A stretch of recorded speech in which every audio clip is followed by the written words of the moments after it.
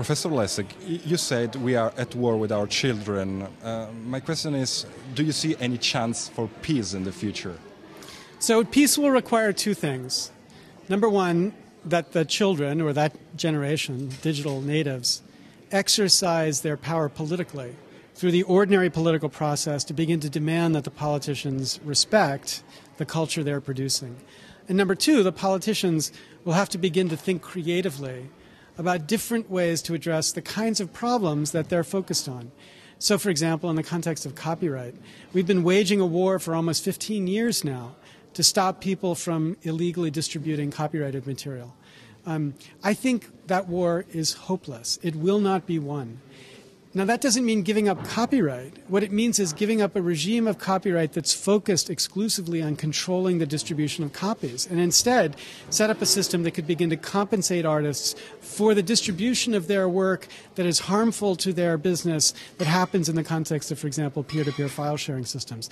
That's a response that's trying to achieve the objective of copyright law, compensating artists, while not breaking the architecture of the internet. And I think that if politicians begin to think that way and stop listening to industry representatives who have a 20th century conception of what the future is, we could make progress. But those two things have to happen together.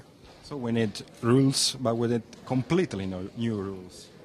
Well, I don't believe in completely new rules because I think the objective of the old rules was a good one. It requires a translation of the old rules into a different environment. So I am not a copyright abolitionist. I believe copyright is an important part of digital technology, even a world of digital technologies. But I think the particular way in which we've built the copyright regime, architected for printing presses and for broadcast television, does not make sense in the digital age. And we need to think creatively about what a regime for copyright in the digital age could look like to achieve its objectives without destroying the infrastructure of the network. I mean, in the digital age, in the analog age, the objective of copyright was to do one thing: to create the incentives for work to be produced.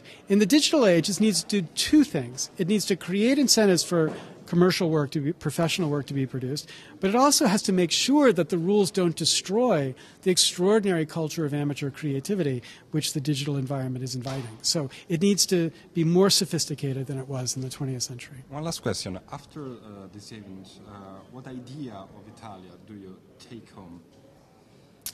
Well, as I said in the concluding remarks, I think the Italians are too hard on themselves. I think that, the fact that this conversation is happening in this place with senior politicians sitting and listening for the whole of a speech, that just doesn't happen in the United States Congress. If you go to a hearing in the United States Congress, the people asked to speak for 5 minutes.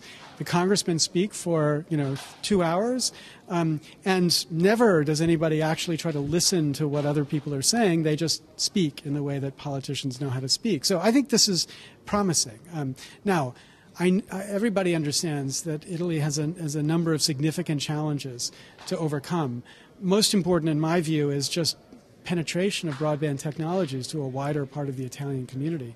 But what I found common between the Italian problem and the American problem is that we recognize that if we just apply old ways of thinking, it's not just that we're killing off a new industry, it's that we are burdening and alienating the new generation, and that democracy can't survive if a generation believes that democracy is a waste of time.